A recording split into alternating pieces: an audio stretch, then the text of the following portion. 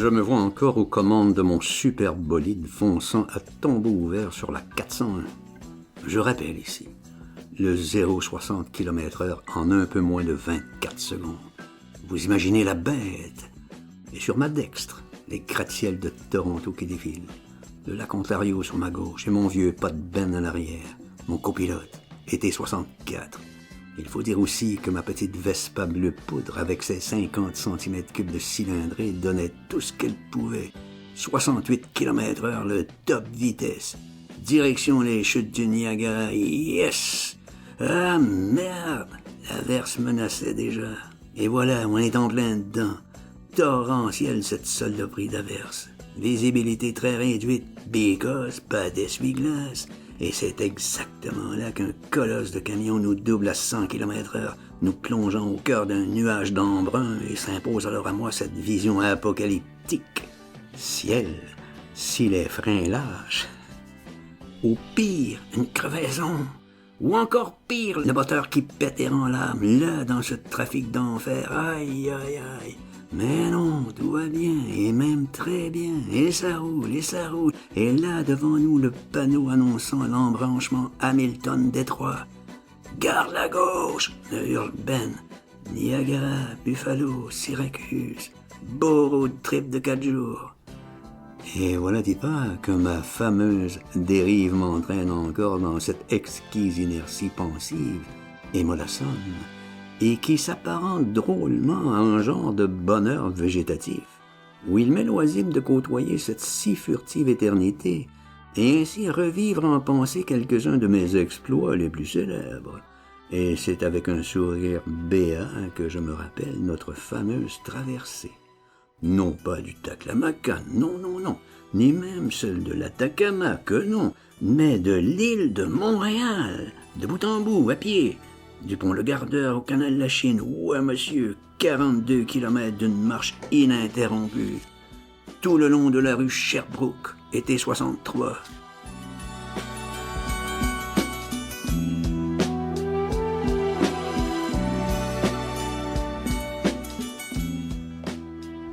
Je revois encore l'immense chantier de construction à l'emplacement actuel de l'échangeur Turco. Ah là là! Et nos pieds, Ben et moi, littéralement en compote, truffés d'ampoules. Et c'est dans un tourbillon de poussière que se bousculent pêle-mêle dans ma tête les rumeurs de mes nuits fauves d'avant ce monde vacillant, toutes pleines de lueurs indolentes et d'ombres dansantes, devant d'étranges forteresses noires et austères, bourré de véhémentes splendeurs aux échos en tumulte de légendes d'étoiles brisées. Et je pense à ma mère, dans notre minable logement de la rue Saint-Viateur, la plus laide rue de Joliette. Et je me rappelle tellement, il en coûtait 30 $ par mois de loyer. Ça, il y a plus de 60 ans. Aujourd'hui, on parle de 1500 $. Mais je reviens à ma mère. Elle peinait beaucoup pour assurer le bien-être de ses 3 enfants. 1960. Oh, combien de fois ne l'ai-je entendu soupirer « Ah, ce que j'ai les bleus aujourd'hui !» signifiant par là tout le stress qui l'habitait par-devers ses obligations de mère très attentive. Puis un jour, sachant que je souffrais d'habiter une piaule si misérable, et sachant très bien que j'avais déjà repéré un logement que je pouvais voir de ma chambre, là, à 2 pas sur la rue Lajoie, et qui avait été complètement rénové, offrant une façade toute moderne, en fausse pierre des champs. Toujours, je me suis refusé d'inviter des amis au 543 Saint-Viateur, mais là j'aurais pu, et elle de m'encourager à la patience, car bientôt on pourra y emménager. À chaque soir, avant de m'endormir, je jetais un petit coup d'œil vers cet Éden tant convoité, et qui m'aura toujours échappé, car bien sûr, cette promesse ne sera jamais tenue. Par curiosité, hier, je suis passé sur ce petit bout de rue juste pour voir ce qui était advenu de ce mythique oasis. Aïe, aïe, aïe, tous les immeubles du dit petit bout de rue sont disparus, anéantis par le progrès. Diantre, voilà un phénomène qui s'accélère drôlement pour l'homme vieillissant que je suis. Mes repères disparaissent à une vitesse hallucinante. Étranger dans ce monde, je deviens de plus en plus.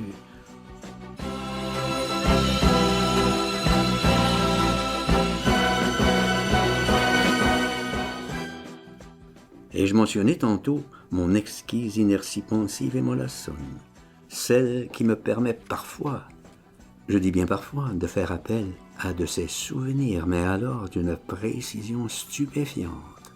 Vendredi 11 juillet 1969, sur mon balcon, rue Saint-Viateur, il est 22 heures, et la nuit est particulièrement douce.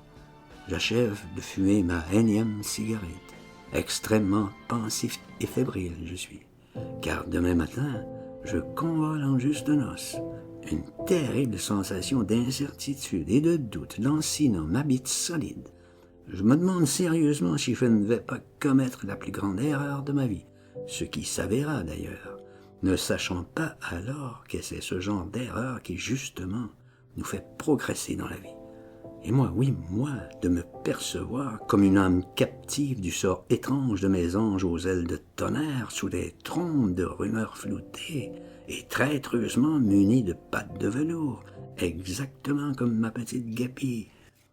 Et j'avais peine à contenir l'imperceptible ruissellement de mes larmes. Je n'avais qu'une idée en tête, Charlie Chaplin, les temps modernes, la scène des engrenages géants. Je subodorais très lucidement que j'allais entrer dans le monde des grandes personnes, et par-devers moi, je voyais toute l'ardeur jaillissante de mes rêves de chemins d'herbes chaudes et de feuillages moussus, et tout embré de palpitantes ferveurs secrètes, menacé de frissons ténébreux et d'une lourdeur aux spasmes d'obscurs poisons subtils distillés par quelque apothicaire fou. Et, ironiquement, le lendemain après-midi, je me revois avec ma douce Marie, survolant New York en plein orage. Mais qu'à cela ne tienne, et d'auto-ironie en halo de braise rouge, et d'aube fulgurante en silence salvateur, bourré de joie aux échos de soleil blafard, me voici peaufinant à la petite pelle mon beau petit labyrinthe de glace en cette fin d'hiver 59. Labyrinthe dans lequel, à l'occasion, je m'amusais à terroriser, oh bien gentiment, ma petite sœur Josée, alors âgée de 4 ans.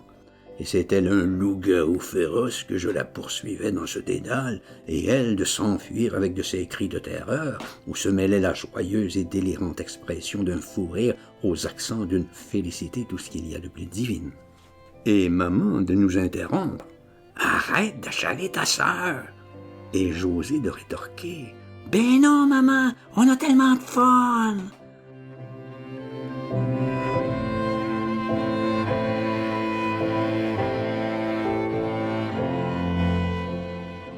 Seulement voilà, le hic, c'est que ce fort joli petit labyrinthe était directement situé dans l'axe du toit de tôle très pentu du dit logement. Et je revois encore le bon vieux M. Paradis me faisant toutes sortes de simagrées de sa fenêtre, ce qui m'obligea à m'approcher pour saisir ce qu'il disait. Et c'est à cet instant précis que, brrrroum, dans un bruit fracassant, je ne sais combien de tonnes de glace ont dévalé là, juste devant moi, ensevelissant mon beau petit labyrinthe sous un mètre de neige. Ah, ce cher M. Paradis, mon ange gardien!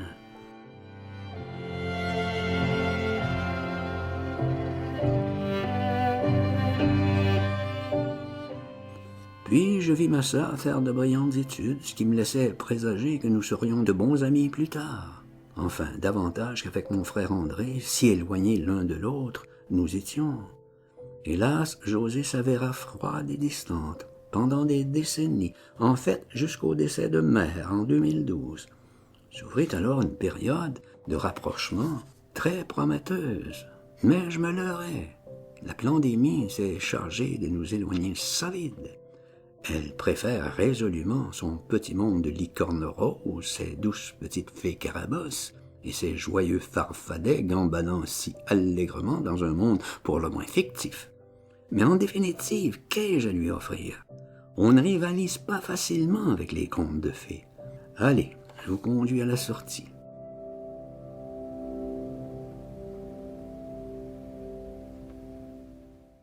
Alors que dans ma tête, je revois tous ces petits vortex de beauté issus de nos rencontres du vendredi. Plus de 600. Le plus renversant, c'est que la magie opère encore son grand pouvoir de fascination. On arrive encore à se surprendre. Peu de gens, je crois, ont accès à de tels délices. Ah, Michel et son exceptionnel don de magicien de la musique, allié à une sensibilité hors du commun pour fusionner la couleur d'un texte avec la résonance d'une musique. Faut le faire. Sans lui, rien de tout ça n'existerait. Et au fur et à mesure que j'écris ces lignes, en ce dimanche 30 novembre 2025, il neige à plein ciel. Ma petite Gabi ronfle dans son fauteuil. Ma belle Charlotte s'affaire à peaufiner minutieusement ses croquis. Elle y met toute son âme. Et moi, sur mon coin de table, mettant un point final à ces réminiscences première partie. Allez, santé à vous tous et n'oubliez surtout pas, la beauté est notre allié invincible. Et rendez-vous pour la suite, si Dieu le veut.